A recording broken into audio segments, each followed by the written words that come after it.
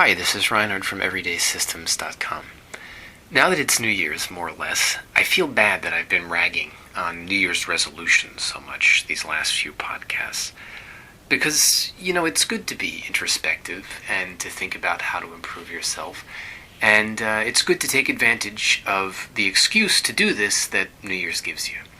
So today I'm going to talk about a way you can incorporate a kind of New Year's resolution into something that's both productive and consistent with the emphasis on smaller granularity thinking that I've been touting.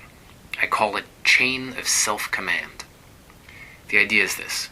You organize your self-improvement efforts on three scales, three temporal scales. It's a hierarchy. On New Year's, you're the general, the commander-in-chief. You make big, vague, strategic decisions like lose weight or stop smoking. You don't worry about how. You just make a note that these are problems that ought to be dealt with somehow at some point during the coming year. On the first of each month, you change roles. Now you're an officer. You take the general's big, vague ideas and translate them into specific, concrete monthly goals, monthly resolutions. Example, start to lose weight by doing the no-S diet. Resolve to do it for a month and keep track with the habit traffic light. That's a good monthly goal. Every day, you switch roles again. Your daily self is a foot soldier, an enlisted man. This is the smallest granularity. You carry out the officer's orders and succeed or fail. Habit traffic light. So the general gives the direction, the officer interprets the direction, and the soldier implements it. You're an army of one, like that commercial.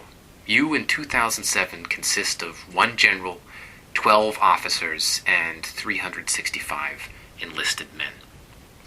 If you don't like the military analogy, use a corporate one. On New Year's, you're the CEO. Every month, you're a middle manager. Every day, you're a cubicle slave. Or go royalist. Year, king. Month, nobleman. Day, serf. It doesn't really matter as long as it's hierarchical and you can get into it. If you're a devout egalitarian and hate hierarchy, relax. It's just pretend. You don't hate Shakespeare because there are kings and dukes in it, do you? I hope not. Okay, so what's the point of this analogy? Why is it helpful to think this way? Because if you don't, or something like it, if you're always general, officer, and soldier at the same time, there's nothing to stop you from immediately countermanding your own orders whenever you feel like it. If you don't make a distinction between your boss self and your obedient self, you never really get the idea that you have to obey your own commands. You're just shouting out orders all the time.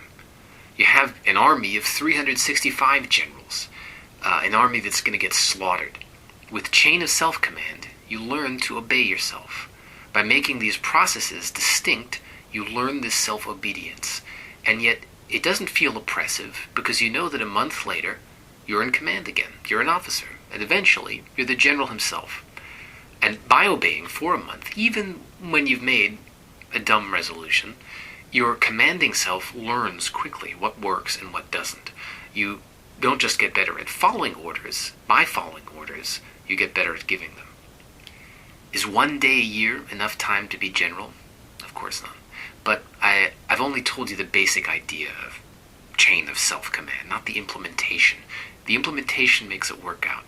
I call the implementation of chain of self-command, personal punch cards, like the punch cards with instructions they used to stick into computers before they had keyboards. Except in this case, you're the computer. You're also the programmer. Here's how it works. Every member in your army of one gets an index card. So 365 daily foot soldier index cards, 12 monthly officer index cards, and 1 yearly general index card. I'd make these different color index cards, say royal purple for the general, red for the officers, yellow for the men, so you can tell them apart easily. The precise colors don't matter that much, but since I use white index cards for a lot of other stuff, I prefer to use different colors for chain of command cards to have them stand out. Every card gets a date on the top to the appropriate granularity. So the general just gets 2007. Your first officer is January 2007. Your first enlisted man is January 1st, 2007. Your second enlisted man is January 2nd, 2007, etc.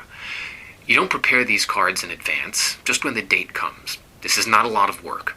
You never have to deal with more than 3 index cards in a given day. And that's just once a year on January 1st, right? The general, the officer, and the soldier. You usually just have 1 card to deal with, the daily foot soldier. And you never carry around more than 1 card with you, the foot soldier for that day. Everything else you leave at home. On each card, you write the commands that fall within its scope. So on the general card, you write the vague big picture stuff. On each monthly officer card, you write a specific resolution for that month. And on each daily foot soldier, you write your orders for that day. Daily orders can be not just self-improvement stuff like exercise and diet, but errands, to-do list of phone calls to make, stuff to do at work, shopping, etc. As long as the card is in scope, you can come back to it. What do I mean by in scope?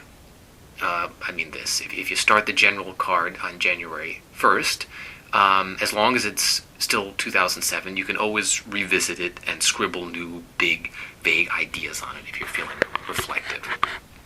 For the officer card, you have a month to revisit and refine if you feel the need. But when the month is over, file it and forget about it. Move on to the next one. The soldiers get just a day each. At the end of the day, cross out what you've done, make a star on the card if you've done everything on it. It's amazing how motivating silly things like stars can be. If you didn't get everything done, there's no makeup the next day. You don't keep carrying the card around with you. File it and forget about it. Move on to the next daily card. If the foot soldier the day before didn't get all his job items done, you can copy them over onto the current daily foot soldier's task list. It's a tad unsatisfying to file a card with uncrossed out items and to copy them over. And that's precisely what makes this system such a powerful tool. It forces you to get good at budgeting how much you can get done by giving you quick and jarring feedback on how good your budgeting was every day. But at the same time, it's liberating, because every day is a new start. You're not carrying around an enormous list of undone to-dos with you. Which also has the advantage that you can never lose more than a day's worth of to-dos at a time, as you could if you kept them in a notebook that you carried around with you. As I said, you can copy over to-dos from the previous day, but you don't have to. It's an option. You do have a record if you want. You could file these cards, but it's not a record you have to carry around with you and be conscious of every minute. The daily foot soldier card is by far the most important. I've been doing that since July, and I'm astonished at how much more effective at getting stuff done I've become. My wife is even more astonished, because I'm a pretty absent-minded person by nature, and she's historically been the one to suffer for that. I'll spend some time next week talking about what my daily punch cards look like, because again, the implementational details make a difference. As for the monthly and yearly cards, I haven't actually started them yet. This is the first podcast in which I've talked about an untested system, or an incompletely tested system. Generally speaking, I don't like to discuss my systems until months or years of successful self-experimentation. But I'm confident enough in these basic principles, and happy enough with the components I have tested, like the daily cards and monthly resolution, that I thought it was worth taking the risk of sharing with you today. Before I sign off, there's a related system that Merlin Mann of the 43 Folders website and podcast came up with a while ago, called the Hipster PDA, that I'd just like to mention briefly. The idea of the Hipster PDA is basically just to replace your complicated, expensive electronic PDA with an inexpensive and simple but surprisingly effective set of index cards. It's very cute and catchy, and he's got a very funny page devoted to it, which you should look up. But with all due respect, I think my personal punch cards are a better, more powerful analogy. Because a PDA is a tool. It's separate from you. The punch card analogy makes you the computer.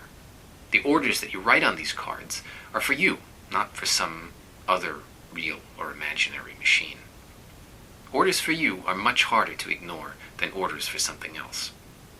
That's all for today. Probably a little too much, in fact. Thanks for listening, and Happy New Year.